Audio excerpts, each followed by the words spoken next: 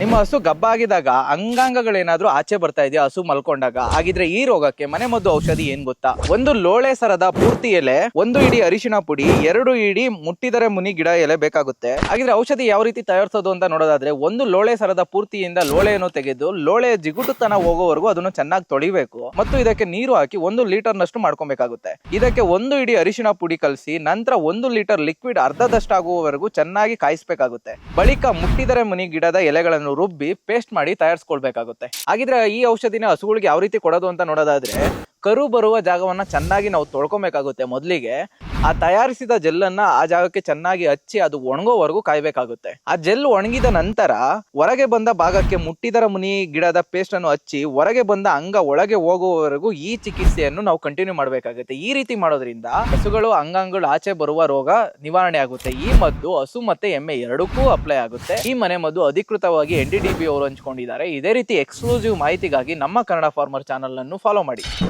ರೈತ ಅನ್ನ ಕೊಡುವ